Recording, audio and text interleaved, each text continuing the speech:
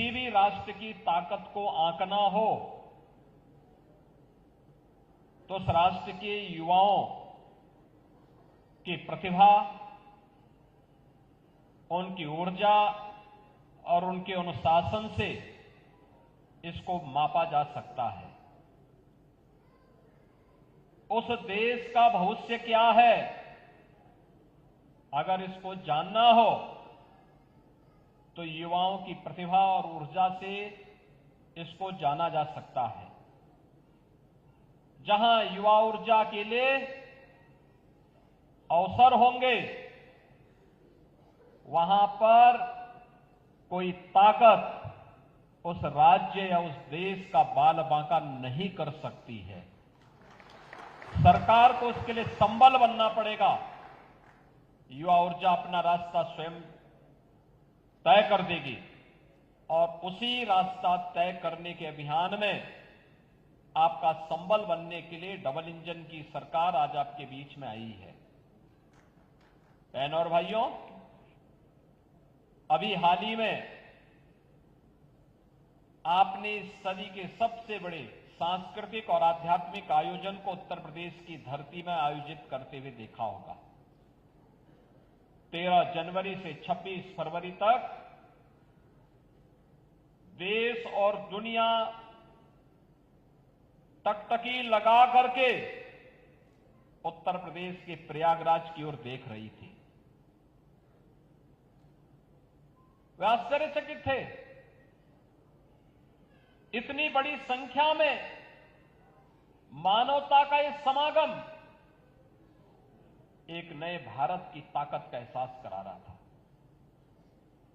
भारत के सामर्थ्य को दुनिया के सामने रख रहा था और प्रधानमंत्री मोदी जी के मार्गदर्शन और नेतृत्व में महाकुंभ ने उत्तर प्रदेश के इस बड़े आयोजन के माध्यम से एक भारत श्रेष्ठ भारत की एक नई आधारशिला को ही आगे बढ़ाने का काम किया है। इस आयोजन में ने इस बात को साबित किया है कि विरासत को विकास के साथ जोड़ोगे, अच्छे परिणाम आएंगे। आस्था का सम्मान होगा तो वह आजीविका का आधार बनेगा। संस्कृति को अगर हम सुरक्षा प्रदान करेंगे तो हमारी समृद्धि का आधार बन सकती है और यह महाकुंभ ने साबित किया है। महाकुंभ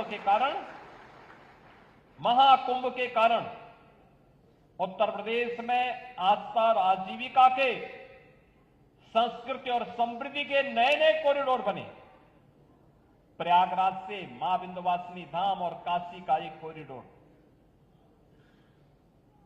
प्रयागराज से अयोध्या होते हुए देवीपाटन हो या गोरखपुर का मार्ग हो, ये दूसरा कॉरिडोर। प्रयागराज से महर्षि वाल्मीकि की साधना भूमि, संत तुलसीदास जी की जन्मभूमि और चित्रकूट को जोड़ने वाला तीसरा कॉरिडोर। प्रयागराज से श्रृंगवेरपुर होते हुए लखनऊ और नैमिषारण्य, ये तीसरा आध्यात्मिक कॉरिडोर बनते हुए देखा। और प्रयागराज से आगरा होते हुए मथुरा, वृंदावन, बरसाना, गोकुल, नंदगांव, गोवर्धन, यह भी एक 5वां आध्यात्मिक कॉरिडोर बनते हुए देखा है।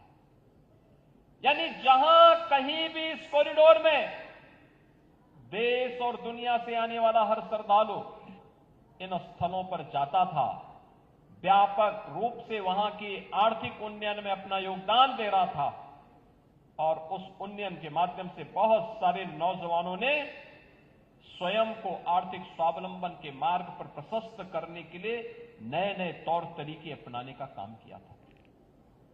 यह युवा ऊर्जा है, इसको अवसर मिलना चाहिए, सरकार को उसका संबल बनना चाहिए। होली का आयोजन उत्तर प्रदेश में बहुत शांतिपूर्ण तरीके से संपन्न हुआ।